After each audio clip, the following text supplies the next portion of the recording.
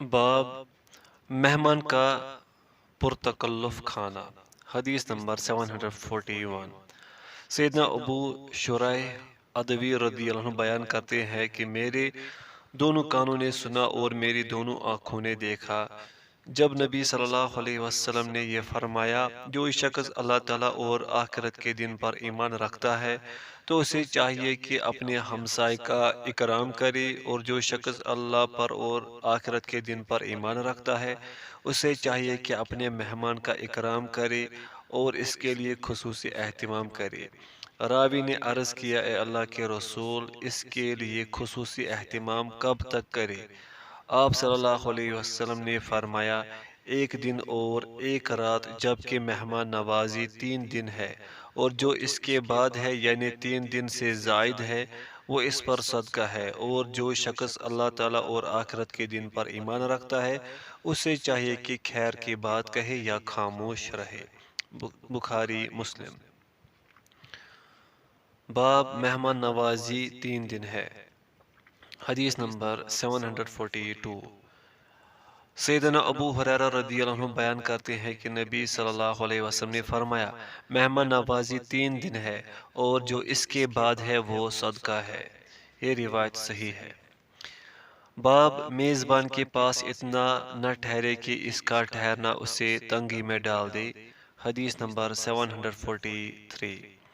سیدنا ابو شریح کعبی رضی اللہ عنہ بیان کرتے ہیں کہ رسول اللہ صلی اللہ علیہ وسلم نے فرمایا، جو شخص اللہ اور آخرت کے دن پر ایمان رکھتا ہے اسے چاہیے کہ اچھی بات کرے یا خاموش رہے۔ جو شخص اللہ اور آخرت کے دن پر ایمان رکھتا ہے اسے چاہیے کہ اپنے مہمان کا اکرام کرے، ایک دن اور رات اس کے لیے خصوصی اہتمام کرے، اور مہمان نوازی 3 دن ہے، اور جو اس کے بعد ہے وہ صدقہ ہے۔ مہمان کے لیے جائز نہیں کہ اتنا قیام کرے کہ میزبان کو تنگی میں ڈال دے۔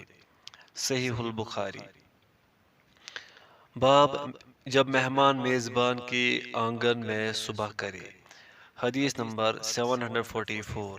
سیدنا مقدام بن ابو کریمہ شامی رضی اللہ عنہ بیان کرتے ہیں کہ نبی صلی اللہ علیہ وسلم نے فرمایا، مہمان کی ایک رات مہمان نوازی مسلمان پر واجب ہے، اور جس مہمان نے میزبان کے آنگن میں بھوکا رہ کر صبح کی تو وہ اس میزبان پر قرض ہے، بشرطے کہ مہمان چاہے، چنانچہ اگر وہ چاہے تو قرضہ وصول کرے، اور اگر چاہے تو اسے چھوڑ دے۔ یہ روایت صحیح ہے۔ باب جب مہمان میزبانی سے محروم رہ جائے تو کیا کرے۔ حدیث نمبر 745۔ سیدنا عقبہ بن عامر رضی اللہ عنہ بیان کرتے ہیں کہ میں نے عرض کیا، اے اللہ کے رسول، بے شک آپ ہمیں بیچتے ہیں، ہم کسی قوم کے پاس جا کر ٹھہرتے ہیں اور وہ ہماری میزبانی نہیں کرتے، تو آپ اس معاملے میں کیا فرماتے ہیں؟ آپ صلی اللہ علیہ وسلم نے فرمایا، اگر تم کسی قوم کے پاس جا کر ٹھہرو اور وہ تمہارے لیے ان چیزوں کا حکم دے جو مہمان کے لیے ہوتی ہیں تو تم اس کو قبول کر لو، اور اگر وہ ایسا نہ کرے تو تم ان سے مہمان کا حق وصول کر لو جو ان کے لیے ضروری تھا۔ صحیح البخاری و صحیح مسلم۔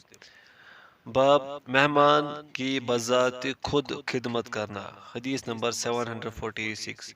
سیدنا سہل بن سعد رضی اللہ عنہ بیان کرتے ہیں کہ سیدنا ابو اسید ساعدی رضی اللہ عنہ نے نبی صلی اللہ علیہ وسلم کو اپنی شادی میں مدعو کیا، اور اس دن اس کی دلہن ہی ان مہمانوں کی خادمہ تھی، حالانکہ وہ نئی نئی دلہن تھی۔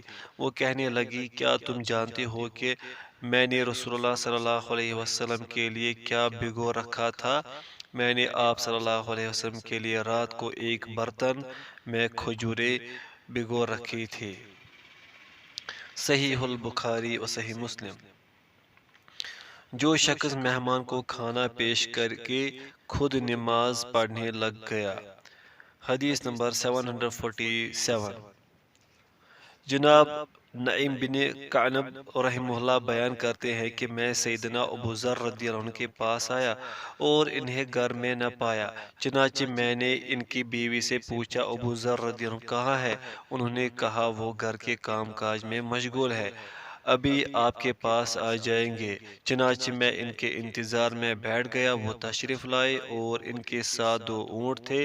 انہوں نے ایک اونٹ کو دوسرے کی دم کے ساتھ باندھا ہوا تھا اور دونوں کی گردن میں ایک ایک مشکیزہ تھا، جنہیں اتار کر انہوں نے نیچے رکھ دیا۔ پھر میرے پاس تشریف لائے تو میں نے عرض کیا، اے ابو ذر، مجھے کوئی آدمی آپ سے زیادہ محبوب نہیں جس سے میں ملاقات کروں، اور مجھے کوئی آدمی آپ سے زیادہ مبغوض نہیں جس سے میں ملاقات کروں۔ انہوں نے فرمایا، اللہ تیرا بھلا کرے، یہ 2 باتیں ایک ساتھ کیسی ہو سکتی ہے؟ میں نے کہا، زمانہ جہالت میں نے ایک لڑکی کو زندہ دفن کر دیا تھا۔ اب میں ڈر رہا تھا کہ اگر آپ سے ملاقات کروں تو آپ فرما دیں گے کہ تیری توبہ قبول نہیں ہوگی اور گناہ سے نکلنے کا کوئی راستہ نہیں، لیکن ساتھ ہی میں یہ امید رکھتا تھا کہ آپ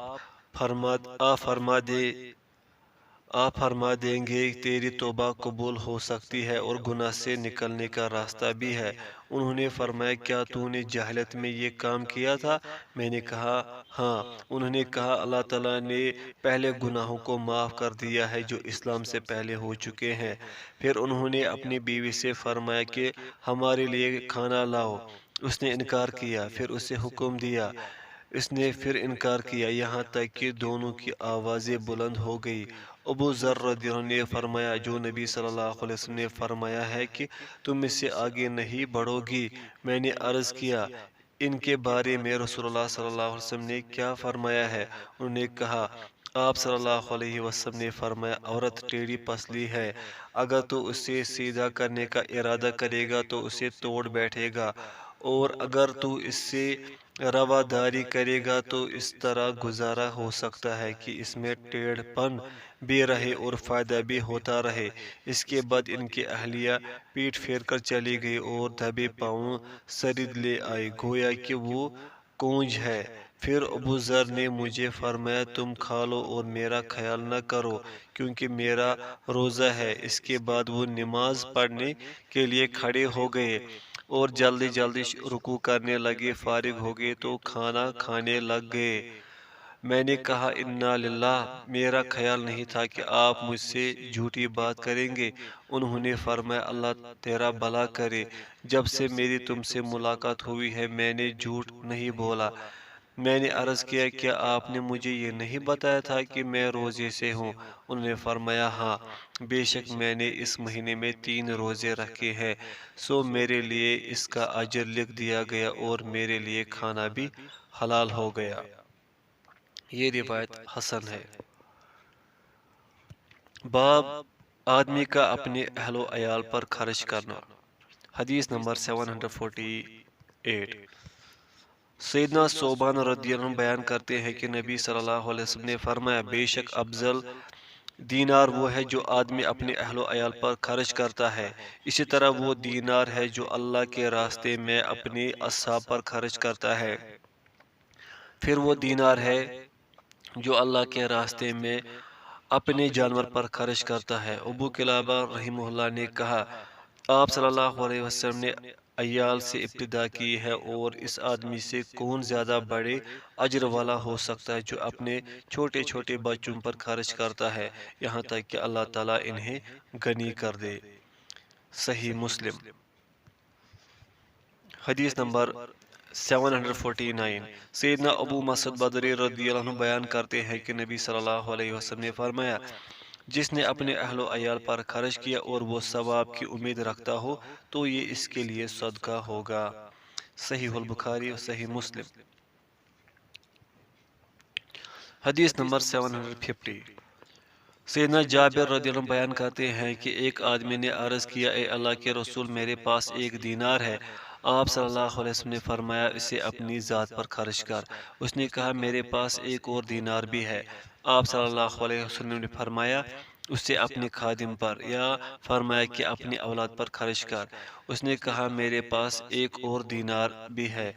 آپ صلی اللہ علیہ وسلم نے فرمایا، اسے اللہ کے راستے میں خرچ کر اور یہ اس کے مقابلے میں کمتر ہے۔ صحیح مسلم۔ حدیث نمبر 751۔ سیدنا ابو ہریرہ رضی اللہ عنہ بیان کرتے ہیں کہ نبی صلی اللہ علیہ وسلم نے فرمایا، چار دینار ہے، ایک وہ دینار جو تو نے مسکین کو دیا، ایک وہ دینار جو تو نے کسی غلام کو آزاد کرانے میں دیا، ایک وہ دینار جو تو نے اللہ کے راستے میں خرچ کیا، اور ایک وہ دینار جو تو نے اپنے اہل و عیال پر خرچ کیا۔ ان سب میں سے افضل دینار وہ ہے جو تو نے اپنے اہل و عیال پر خرچ کیا۔ صحیح مسلم۔ باب ہر چیز میں اجر دیا جاتا ہے، حتیٰ کہ اس لقمے میں بھی جو وہ اپنی بیوی کے منہ میں ڈالے۔ حدیث نمبر 752۔ جناب عامر بن سعد رحمہ اللہ سیدنا سعد بن ابی وقاص رحمہ اللہ سے روایت کرتے ہیں، انہوں نے اسے خبر دی کہ نبی صلی اللہ علیہ وسلم نے سعد رضی اللہ عنہ سے فرمایا، بے شک جو کچھ تو اللہ عز و جل کی خوشنودی کے لیے خرچ کرے گا، اس پر تجھے ثواب ملے گا، یہاں تک کہ اس لقمے کا بھی جو تو اپنی بیوی کے منہ میں ڈالے گا۔ صحیح البخاری، صحیح مسلم۔ باب جب ایک تہائی رات رہ جائے تو اس وقت دعا کرنا۔ حدیث نمبر 753۔ سیدنا ابو ہریرہ رضی اللہ عنہ بیان کرتے ہیں کہ رسول اللہ صلی اللہ علیہ وسلم نے فرمایا، اللہ تبارک و تعالی ہر رات آسمان دنیا کی طرف نزول فرماتا ہے جس وقت رات کی آخری تہائی باقی رہ جاتی ہے، چنانچہ وہ فرماتا ہے، کون ہے جو مجھ سے دعا کرے تو میں اس کی دعا قبول کروں، کون ہے مجھ سے مانگے میں اسے عطا کروں، کون ہے جو مجھ سے مغفرت طلب کرے تو میں اسے بخش دوں۔ صحیح البخاری اور صحیح مسلم۔ باب آدمی کا یہ کہنا کہ فلاں گنگریالے بالوں والا، سیاہ رنگت والا، یا دراز قد یا پست قد والا ہے، جبکہ ارادہ اس کی صفت بیان کرنے کا ہو، غیبت کا ارادہ نہ ہو۔ حدیث نمبر 754۔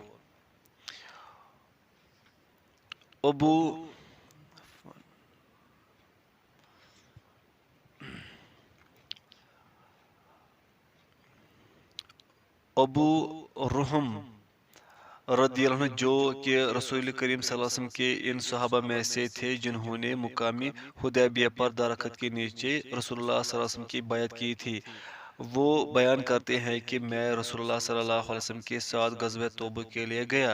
میں ایک رات اخدر مقام میں کھڑا ہوا اور آپ صلی اللہ علیہ وسلم کے قریب ہو گیا۔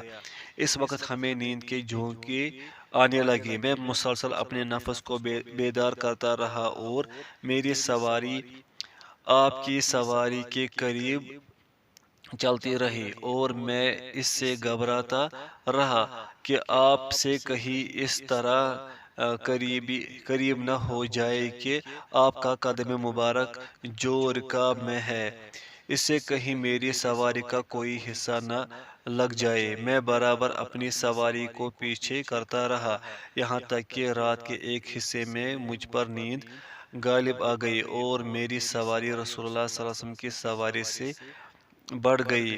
آپ کا قدم رکاب میں تھا، آپ کے قدم کو میری سواری کا کچھ حصہ لگ گیا، مجھ پر نیند کا غلبہ تھا۔ میری آنکھ تب کھلی جب میں نے آپ سے لفظ حس سے سنا، یہ کلمہ تکلیف پہنچنے پر بولا جاتا تھا۔ میں نے عرض کیا، اے اللہ کے رسول، میرے لیے مغفرت کی دعا کیجیے۔ آپ صلی اللہ علیہ وسلم نے فرمایا، چلتے رہو۔ چنانچہ ہم چلتے رہے اور آپ نے قبیلہ بنی غفار کے ان لوگوں کے بارے میں مجھ سے دریافت کرنا شروع کر دیا جو پیچھے رہ گئے تھے اور غزوہ تبوک میں شریک نہیں ہوئے تھے۔ آپ صلی اللہ علیہ وسلم نے مجھ سے دریافت کرتے ہوئے پوچھا، وہ سرخ رنگ کے لمبے لمبے لوگ جن کے چہروں پر صرف تھوڑیوں کے نیچے چند بال ہے، ان کا کیا بنا؟ ابو رحم رضی اللہ عنہ کہتے ہیں، میں نے آپ صلی اللہ علیہ وسلم کو ان کے پیچھے رہ جانے کے بارے میں بتلایا۔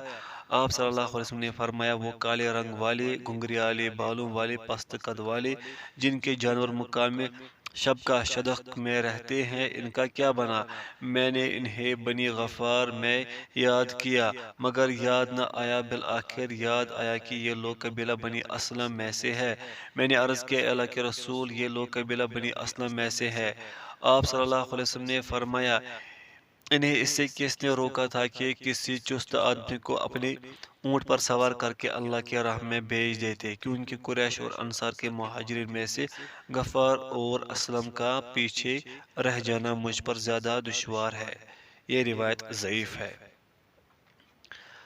حدیث نمبر 755۔ سیدہ عائشہ رضی اللہ عنہا بیان کرتی ہے کہ ایک آدمی نے نبی صلی اللہ علیہ وسلم سے اندر آنے کی اجازت مانگی تو آپ صلی اللہ علیہ وسلم نے فرمایا یہ شخص اپنے قبیلے کا برا آدمی ہے۔ جب وہ داخل ہوا تو آپ اسے خندہ پیشانی سے ملے۔ میں نے آپ سے عرض کیا آپ نے پہلے اسے برا آدمی کہا پھر اسے خندہ پیشانی سے ملے۔ آپ صلی اللہ علیہ وسلم نے فرمایا بے شک اللہ تعالیٰ فحش گو اور فحش گو بننے والے کو پسند نہیں کرتا۔ یہ روایت صحیح ہے۔ حدیث نمبر 756۔ سیدہ عائشہ رضی اللہ عنہ بیان کرتی ہے کہ سیدہ سودا رضی اللہ عنہ نے مزدلفہ کی رات رسول اللہ صلی اللہ علیہ وسلم سے اجازت مانگی کہ وہ چلی جائے۔ وہ بھاری جسم والی آہستہ رفتار والی عورت تھی تو آپ نے اسے اجازت دے دی۔ صحیح البخاری و صحیح مسلم۔ باب جو شخص پرانا واقعہ بیان کرنے میں حرج محسوس نہ کرے۔ حدیث نمبر 757۔ سیدنا ابن مسعود رضی اللہ عنہ بیان کرتے ہیں کہ جب رسول اللہ صلی اللہ علیہ وسلم نے حنین کے غنائم کو جارانہ میں تقسیم فرمایا تو لوگوں نے آپ صلی اللہ علیہ وسلم کے پاس سے رش ڈال دیا تو رسول اللہ صلی اللہ علیہ وسلم نے فرمایا بے شک اللہ کے بندوں میں سے ایک بندے کو اللہ تعالیٰ نے ایک قوم کی طرح بھیجا، انہوں نے اسے جھٹلایا اور اس کا سر پھاڑ دیا۔ وہ اپنی پیشانی سے خون پہنچ رہا تھا اور کہہ رہا تھا اے اللہ میری قوم کو معاف فرما دے کیونکہ یہ جانتے نہیں۔ سیدنا عبداللہ بن مسعود رضی اللہ عنہ فرماتے ہیں گویا میں رسول اللہ صلی اللہ علیہ وسلم کی طرف دیکھ رہا ہوں، آپ اس آدمی کی حکایت بیان کرتے ہوئے اپنی پیشانی پر ہاتھ پھیر رہے ہیں۔ صحیح البخاری و صحیح مسلم۔ باب جس نے کسی مسلمان کی پردہ پوشی کی۔ حدیث نمبر 758۔ جناب ابو الحیثم رحم اللہ بیان کرتے ہیں کہ ایک قوم سیدنا عقبہ بن عامر رضی اللہ عنہ کے پاس آئی۔ انہوں نے کہا ہمارے کچھ ہمسائے ہیں جو اسراف کرتے ہیں اور غیر شرعی کام کرتے ہیں، کیا ہم امام تک ان کی شکایت پہنچا دیں؟ سیدنا عقبہ رضی اللہ عنہ نے کہا نہیں، میں نے رسول اللہ صلی اللہ علیہ وسلم کو یہ فرماتے ہوئے سنا ہے جس نے کسی مسلمان میں کوئی عیب دیکھا پھر اس پر پردہ ڈال دیا تو اس نے گویا زندہ درگور کی ہوئی لڑکی کو قبر سے نکال کر زندہ کر دیا۔ یہ روایت ضعیف ہے۔ باب آدمی کا یہ کہنا کہ لوگ ہلاک ہو گئے۔ حدیث نمبر 759۔ سیدنا ابو ہریرہ رضی اللہ عنہ بیان کرتے ہیں کہ نبی صلی اللہ علیہ وسلم نے فرمایا جب تو کسی آدمی کو یہ کہتے ہوئے سنے کہ لوگ ہلاک ہو گئے تو وہ ان میں سب سے زیادہ ہلاک ہونے والا ہے۔ معطا صحیح مسلم۔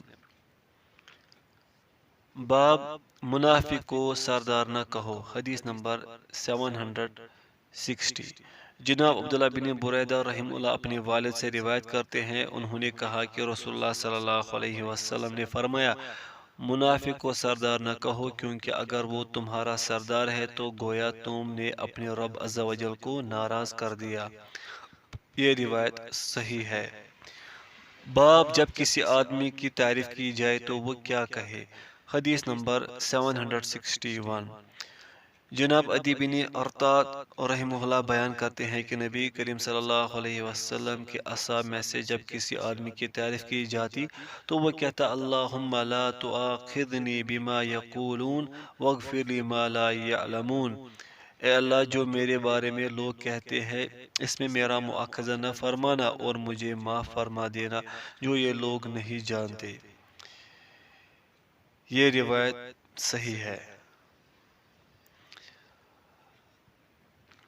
حدیث نمبر 762۔ جناب ابو کلابہ رحمہ اللہ بیان کرتے ہیں کہ ابو عبداللہ نے ابو مسعود سے یا ابو مسعود نے ابو عبداللہ رضی اللہ عنہما سے کہا کہ تو نے نبی کریم صلی اللہ علیہ وسلم سے زعم گمان کے بارے میں کیا سنا ہے؟ آپ صلی اللہ علیہ وسلم نے فرمایا یہ آدمی کی بری سواری ہے۔ یہ روایت صحیح ہے۔ حدیث نمبر 763، جناب ابو محلب رحمہ اللہ بیان کرتے ہیں کہ عبداللہ بن عامر رحمہ اللہ نے کہا، اے ابو مسعود، آپ نے نبی صلی اللہ علیہ وسلم سے زعموا لوگوں کا اپنے خیال سے بات بیان کرنے کے متعلق کیا سنا ہے؟ انہوں نے کہا کہ میں نے آپ صلی اللہ علیہ وسلم کو یہ فرماتے ہوئے سنا، یہ آدمی کی بری سواری ہے، اور آپ کو یہ فرماتے ہوئے بھی سنا، کسی مومن پر لعنت کرنا ایسا ہے جیسے اسے قتل کرنا۔ صحیح البخاری و صحیح مسلم۔ باب جس چیز کا علم نہ ہو اس کے متعلق یوں نہ کہے، اسے اللہ جانتا ہے۔ حدیث نمبر 764، سیدنا ابن عباس رضی اللہ عنہما فرماتے ہیں، تم میں سے کوئی شخص کسی چیز کے بارے میں جسے وہ نہ جانتا ہو یوں نہ کہے کہ اسے اللہ جانتا ہے، حالانکہ اللہ تو اس کے علاوہ بھی جانتا ہے، گویا وہ اللہ کو اس چیز کے بارے میں بتا رہا ہے جو وہ نہیں جانتا، اور یہ اللہ تعالیٰ کی ہاں بہت بڑی بات ہے۔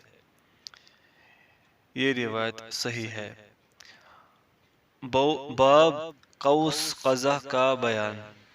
حدیث نمبر 765، سیدنا ابن عباس رضی اللہ عنہما فرماتے ہیں، مجرح آسمان کے دروازوں میں سے ایک دروازہ ہے، اور قوس قزح قوم نوح کے بعد غرق ہونے سے امان کی نشانی ہے۔ یہ روایت ضعیف ہے۔ باب مجرح کیا ہے؟ حدیث نمبر 766، جناب ابو طفیل رحمہ اللہ بیان کرتے ہیں کہ ابن قوا رحمہ اللہ نے سیدنا علی رضی اللہ عنہ سے مجرح کے بارے میں پوچھا، تو آپ رضی اللہ عنہ نے فرمایا، وہ آسمان کا شگاف ہے، اور اسی سے قوم نوح کو غرق کرنے کے لیے موسلادھار پانی برسایا گیا تھا۔ یہ روایت صحیح ہے۔ حدیث نمبر 767، سیدنا ابن عباس رضی اللہ عنہما فرماتے ہیں، قوس قزح اہل زمین کے لیے غرق ہونے سے امان ہے، اور مجرہ آسمان کا ایک دروازہ ہے جہاں سے وہ آسمان پھٹے گا۔ یہ روایت صحیح ہے۔ باب جس نے اس قول کو ناپسند کیا، اے اللہ مجھے اپنی مستقر رحمت میں کر دے۔ حدیث نمبر 768، جناب ابو حارث کرمانی رحمۃ اللہ علیہ بیان کرتے ہیں کہ میں نے ایک آدمی کو سنا جس نے ابو رجا رحمہ اللہ سے کہا، میں تجھے سلام کرتا ہوں اور اللہ سے سوال کرتا ہوں کہ وہ اپنی مستقر رحمت میں مجھے اور تجھے جمع کر دے۔ ابو رجا رحمہ اللہ نے کہا، کیا اس کی کوئی طاقت رکھتا ہے؟ بتا مستقر رحمت کیا ہے؟ اس آدمی نے کہا، جنت۔ ابو رجا رحمہ اللہ نے کہا، تو نے ٹھیک نہیں کہا۔ اس نے کہا، پھر مستقر رحمت کیا ہے؟ ابو رجا رحمہ اللہ نے کہا، وہ رب العالمین ہے۔ یہ روایت صحیح ہے۔ باب زمانے کو برا نہ کہو۔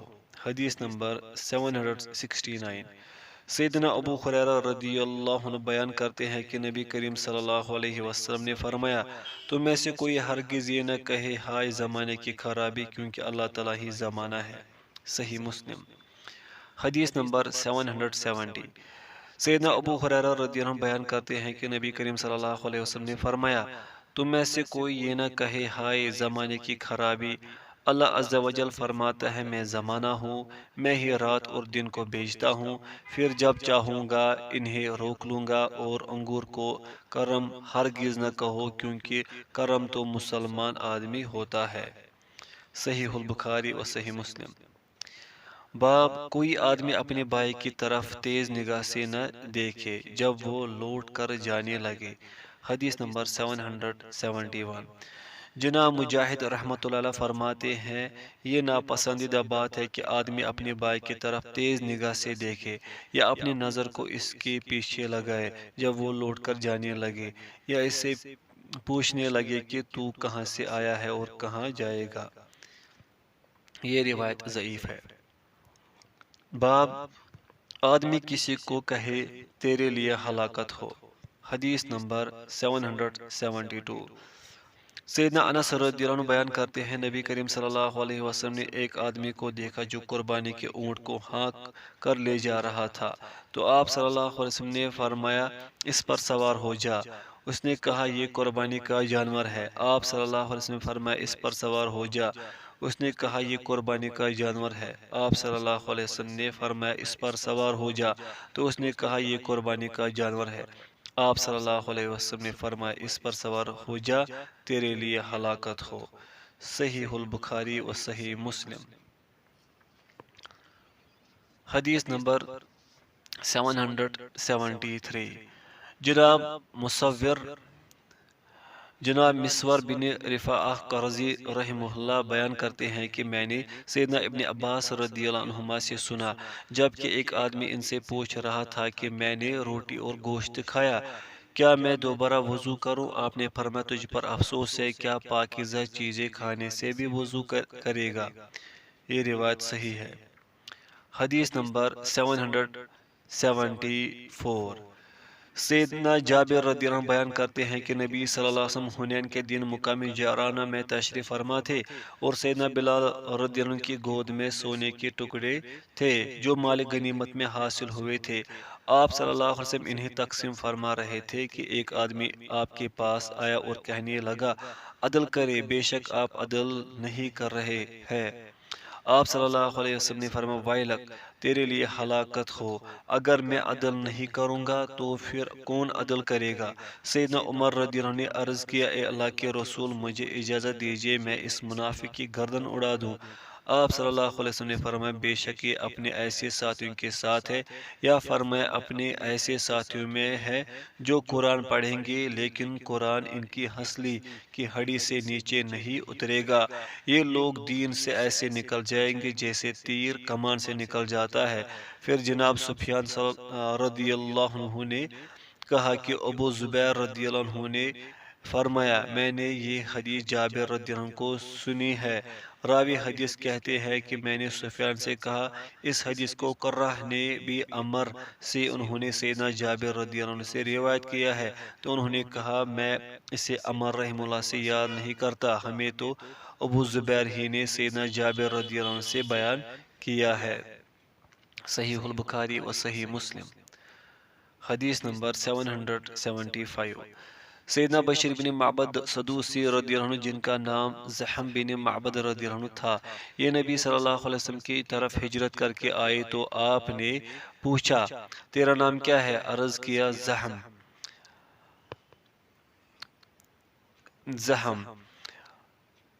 عرض کیا زحم، آپ نے فرمایا نہیں بلکہ تو بشیر ہے۔ وہ بیان کرتے ہیں کہ ایک دفعہ میں رسول اللہ صلی اللہ علیہ وسلم کے ساتھ جا رہا تھا، آپ کا گزر مشرکین کی قبروں کے پاس سے ہوا۔ آپ صلی اللہ علیہ وسلم نے فرمایا یقیناً یہ لوگ خیر کثیر سے پہلے ہی گزر گئے۔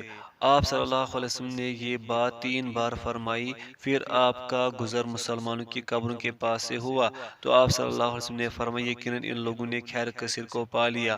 آپ نے یہ بات 3 بار فرمائی۔ پھر اچانک نبی صلی اللہ علیہ وسلم کی نظر ایک آدمی پر پڑی جو جوتے پہنے ہوئے قبروں کے درمیان چل رہا تھا۔ آپ صلی اللہ علیہ وسلم نے فرمایا اے جوتوں والے، تجھ پر افسوس ہے، اپنے جوتوں کو اتار دے۔ اس آدمی نے جب نبی صلی اللہ علیہ وسلم کو دیکھا تو اپنے جوتے اتار کر پھینک دیے۔ یہ روایت صحیح ہے۔ باب گھر بنانا۔ حدیث نمبر 776۔ جناب محمد بن ہلال بیان کرتے ہیں کہ انہوں نے نبی صلی اللہ علیہ وسلم کے ازواج مطہرات کے حجروں کو دیکھا جو کھجور کی شاخوں کے تھے، جن کو بالوں کے ٹاٹوں سے ڈھانکا گیا تھا۔ پھر میں نے ان سے سیدہ عائشہ رضی اللہ عنہ کے گھر کے بارے میں پوچھا تو انہوں نے کہا اس کا دروازہ ملک شام کی طرف تھا۔ میں نے کہا کیا ایک کواڑ تھا یا 2 کواڑ تھے؟ انہوں نے کہا ایک ہی دروازہ تھا۔ میں نے کہا یہ دروازہ کس چیز کا تھا؟ انہوں نے بتایا سرسوں کے درخت کی لکڑی یا ساگوان کی لکڑی کا تھا۔ یہ روایت صحیح ہے۔ حدیث نمبر 777۔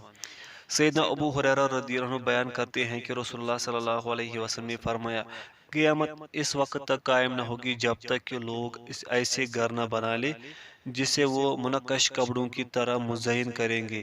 ابراہیم رحم اللہ فرماتے ہیں کہ مراحل سے مراد دھاری دار چادریں ہے۔ صحیح البخاری۔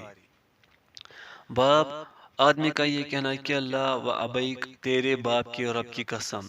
حدیث نمبر 778۔ سیدنا ابو ہریرہ رضی اللہ عنہ بیان کرتے ہیں کہ ایک آدمی رسول اللہ صلی اللہ علیہ وسلم کے پاس آیا اور عرض کیا، اے اللہ کے رسول، کون سا صدقہ اجر کے لحاظ سے افضل ہے؟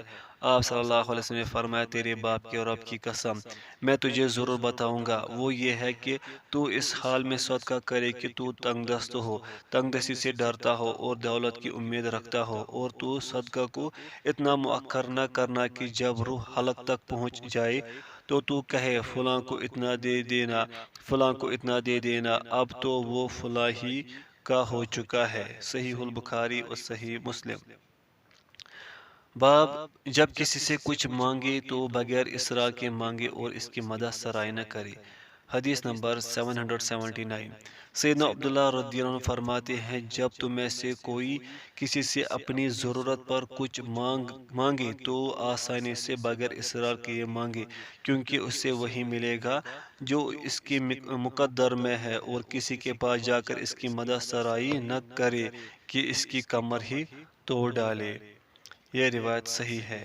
حدیث نمبر 780۔ سیدنا ابو عزہ یسار بن عبداللہ خزالی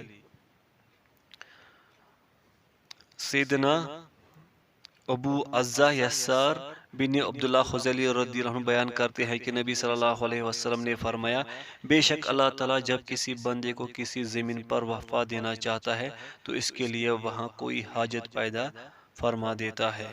یہ روایت صحیح ہے۔